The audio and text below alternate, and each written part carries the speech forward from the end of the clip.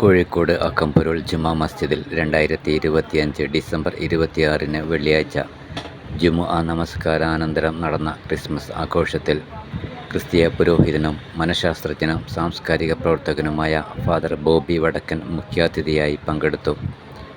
അകമ്പൊരുളിൻ്റെ നേതൃത്വത്തിൽ നടക്കുന്ന നവോത്ഥാന പ്രവർത്തനങ്ങളെ ഫാദർ ബോബി പ്രകീർത്തിച്ചു. മുഹമ്മദ് നബിയുടെ മാത്രം ജന്മദിനം ആഘോഷിച്ച് ഈസാ നബിയുടെ പിറവി ദിനം ആഘോഷിക്കാതിരിക്കുന്നത് പ്രവാചകന്മാർക്കിടയിൽ ഭേദം കൽപ്പിക്കരുതെന്ന ഖുർആൻ്റെ അധ്യാപനങ്ങൾക്കെതിരാണെന്ന് ചടങ്ങിൽ സ്വാഗതമാശംസിച്ച CH മുസ്തഫ മൗലവി പറഞ്ഞു. പരിപാടിയിൽ നിന്നുള്ള ദൃശ്യങ്ങൾ.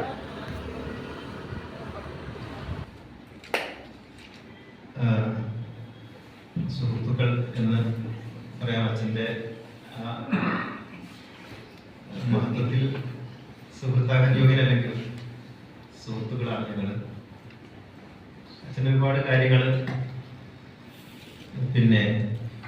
സമൂഹ നന്മയ്ക്ക് വേണ്ടി ചെയ്തുകൊണ്ടിരിക്കുന്നു. മനുഷ്യൻ്റെ മാനസികമായ അതുപോലെ ആരോഗ്യപരമായ നന്മകളെ ലക്ഷ്യം വെച്ചുകൊണ്ടുള്ള പല പ്രവർത്തനങ്ങളും അച്ഛൻ ചെയ്തുകൊണ്ടിരിക്കുന്നു. അച്ഛനൊരു മനഃശാസ്ത്രജ്ഞൻ കൂടിയാണ്.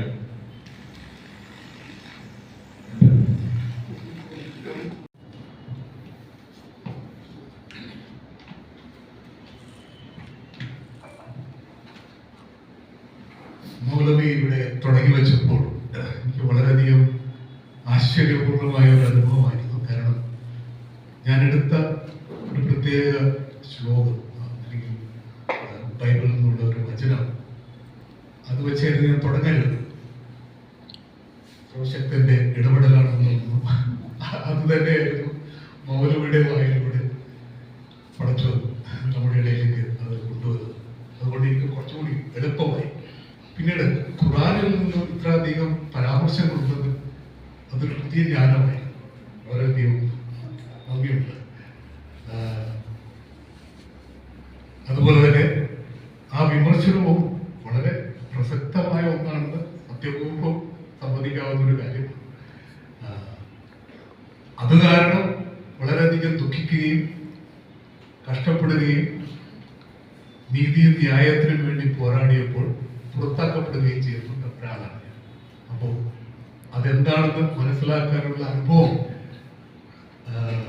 സർവശക്തി എനിക്ക് തന്നിട്ടുണ്ട്. കാരണം അങ്ങനെയുള്ള അനുഭവങ്ങളില്ലാതെ നമുക്ക് കാര്യങ്ങൾ മനസ്സിലാക്കാൻ കഴിയില്ല. അങ്ങനെ അനുഭവ പരിചയമുള്ള ഒരു മൗലവിയോട് കൂടിയാണ് ഇവിടെ ഇരിക്കാനുള്ള ഭാഗ്യമുണ്ടായതെന്ന് കാണുമ്പോൾ ഇനിയും എൻ്റെ സന്തോഷത്തിന് അതിരുകളില്ല. കാരണം യേശു ജനിച്ചത് പുറന്തള്ളപ്പെട്ടവനായ, ജനിക്കാൻ ഇടമുണ്ടായിരുന്നില്ല, മരിക്കാനും ഇടമുണ്ടായിരുന്നില്ല. ആരുടെയോ ഒരു ഖബറിലാണ് അദ്ദേഹത്തിന് ഇടം കിട്ടിയത്. അപ്പൊ അങ്ങനെയുള്ള ഒരു മഹാന്റെ ആത്മാവിന്റെ ഒരു ജന്മദിനമായിട്ടാണ് നമ്മൾ ഇത് കൊണ്ടാടേണ്ടത്. തീർച്ചയായിട്ടും ഒരു ചോദ്യചിഹ്നം, എങ്ങനെ കൊണ്ടാടണം? ഇവിടെ മൗലവി പരാമർശിച്ച മുതലേ കേക്കും ആഘോഷങ്ങളും തീറ്റയും കൊണ്ട് ആഘോഷം പൂർത്തിയാവത്തില്ല. ഒരുപക്ഷെ ആവശ്യമാണ്.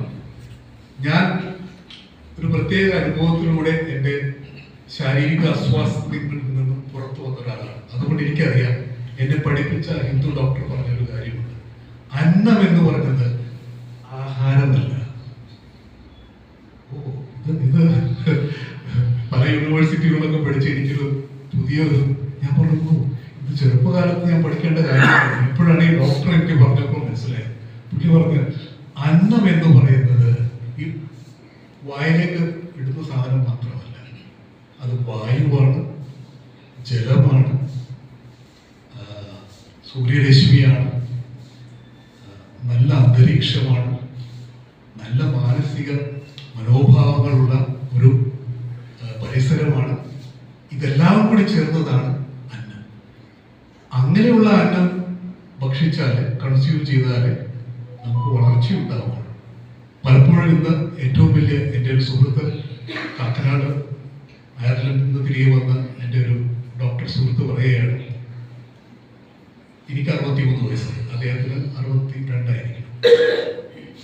അദ്ദേഹം എന്നോട് പറയുന്നത്, എൻ്റെ ബോബി, ഈ കാക്കനാട് ഇൻഫോ പാർക്കിൽ നിന്ന് വരുന്ന യുവതി യുവാക്കളെ ചികിത്സിക്കുന്ന സമയത്ത് ഞാൻ കാണുന്ന ഒരു പ്രശ്നം എന്താണെന്ന് അറിയാം, ഇവർ തിന്നുന്നതും കുടിക്കുന്നതും ഒക്കെ ആരോഗ്യത്തെ നശിപ്പിക്കുന്ന ഒന്നായി മാറുകയാണ്.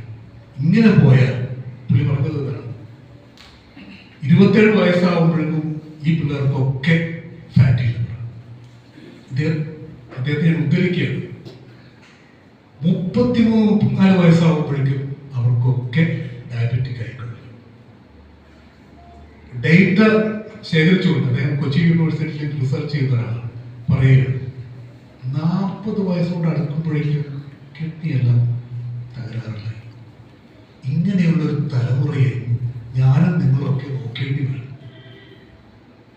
അവരിൽ നിന്നും നമുക്ക് ഒന്നും പ്രതീക്ഷിക്കാനില്ല എന്നുള്ള രീതിയിലാണ് ഇന്നത്തെ സമൂഹം പുരോഗമിച്ചുകൊണ്ടിരിക്കുന്നത്. ഇത് കേട്ട് ഞാൻ ഞെട്ടിപ്പോയി. അതേപോലെ ഞാനും രാജു കടമാട്ടെന്നാണ് അദ്ദേഹത്തിൻ്റെ പേര്. ഞങ്ങൾ രണ്ടുപേരും കൂടെ ഇപ്പോൾ വളരെ ഊർജ്ജസ്വലമായി പ്രവർത്തിക്കുക. തിരുവാണിയൂർ പഞ്ചായത്തിൽ 3 ട്രെയിനിങ് ക്യാമ്പുകൾ ഞങ്ങൾ നടത്തിക്കഴിഞ്ഞു. പരാമർശിച്ചു പറഞ്ഞ പോലെ ഞാൻ ഇങ്ങനെയുള്ള പ്രവർത്തനങ്ങളിലാണ് ഇപ്പോൾ വ്യാപൃതനാകുന്നത്. തിരിച്ചു വരുമ്പോൾ വചനം മാംസമായി എന്നുള്ള ആ ഇത് എനിക്ക് വാസ്തവത്തിൽ യേശുവിൻ്റെ സുവിശേഷത്തിൽ പറയുന്ന, യോഹന്നാന്റെ സുവിശേഷത്തിൽ പറയുന്ന 1-ാം അധ്യായം 14-ാം വാക്യമാണ്, വചനം മാംസമായി. എവിടെയൊക്കെ വചനം മാംസമാകുന്നുണ്ടോ അവിടെ എനിക്ക് ഈശ്വര അനുഭവം ഉണ്ടാവുന്നു. അതാണ് യേശു ചൂണ്ടിക്കാണിക്കുന്നത്. അങ്ങനെയുള്ള യേശുവിൻ്റെ വാക്ക് സാർത്ഥകമാകുന്ന എവിടെയുണ്ട് അവിടെയൊക്കെ ഞാൻ ഈശ്വര ദർശനം കണ്ടു, ആനന്ദിച്ചു. പലപ്പോഴും നമുക്കൊക്കെ ബൈബിളിൽ 365 ദിവസങ്ങളിലും തുടർച്ചയായിട്ട് വരുന്ന ഒരു വാക്യമുണ്ട്, ഒരു മഹാവാക്യം എന്ന് പറയാം, ഭയപ്പെടേണ്ട, ഞാൻ നിന്റെ കൂടെയുണ്ട്. പടച്ചോന്റെ വാക്കുകളാണ്. അത് യേശു പലപ്പോഴും പലരോടും പറഞ്ഞിട്ടുണ്ട്, ഭയപ്പെടേണ്ട, ഞാൻ നിന്റെ കൂടെയുണ്ട്. ഇത് വചനമാണ്, പടച്ചോന്റെ വചനം. അത് എങ്ങനെ മൂർത്തമായ രൂപത്തിൽ കാണുന്നു, അനുഭവപ്പെടുന്നു, അതാണ് പ്രാധാന്യം. എനിക്ക് എല്ലാ സമ്പ്രദായങ്ങളും എല്ലാ മതത്തിൽ നിന്നും എനിക്ക്